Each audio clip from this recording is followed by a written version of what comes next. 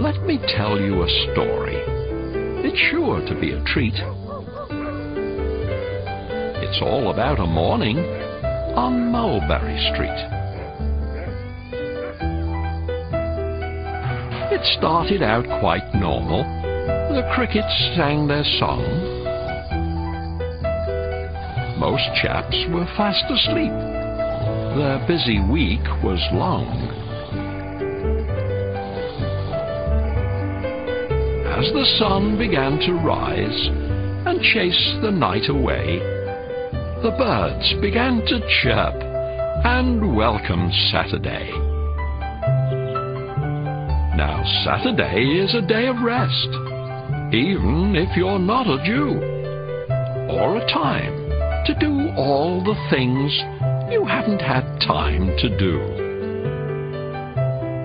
There are beds to make, leaves to rake, cookies to bake, and trash to take. But on this day with hours so few, there's still a visit from you-know-who.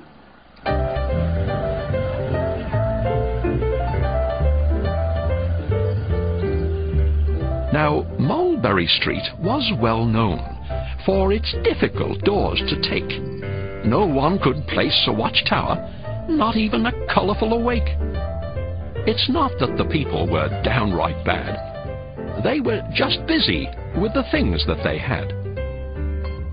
In spite of this reputation and the challenges they would meet, our dear brothers and sisters had brought their comely feet. The car captains started pointing and explaining where to go.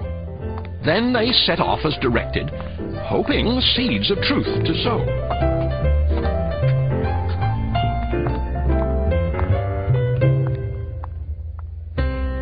The first door is always hardest, so they prayed and rang the bell. A woman answered with her dog. She was angry, they could tell.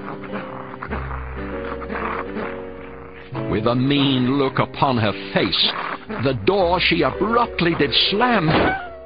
But unbeknownst to her, the dog's head was in the jam. Well, they had to ring the bell again. The dog's pain they could not ignore. When the woman saw what she had done, she just slammed the door once more. The lady at the next door was nice as she could be, but was busy with a call, as it was plain to see. As they turned to go, it happened. The most embarrassing thing, that phone against her ear began to loudly ring. The rest of the doors were the very same way. It's amazing the crazy things people say. I've no time today. I'm busy, I say. A Catholic I'll stay. Oh, go away! Now, all along the street that day, there was a little spy who was thinking to herself, why do they even try?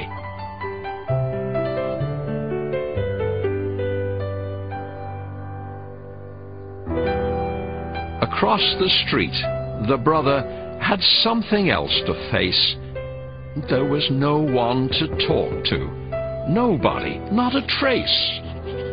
After knocking on so many doors, without a person found, he started walking toward the car and heard a familiar sound.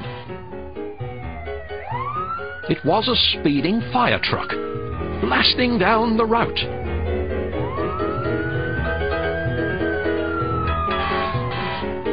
And all those so-called not-at-homes had people coming out. It was obvious how they felt, their spirits ready to break. But before they called it quits, there was one last door to take. When the last door opened, they saw no one at all. But then they both looked down and saw a girl so small. This girl had the same worries that come to those in youth. So she was very happy to hear good news of truth. Though this street had been a test for our brothers oh so dear, by the time they left that door, they were smiling ear to ear. The conclusion of the story is, no matter where you go, if you're in Jehovah's service, success you're sure to know.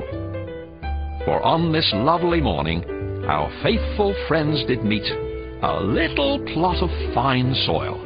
Yes, even on Mulberry Street.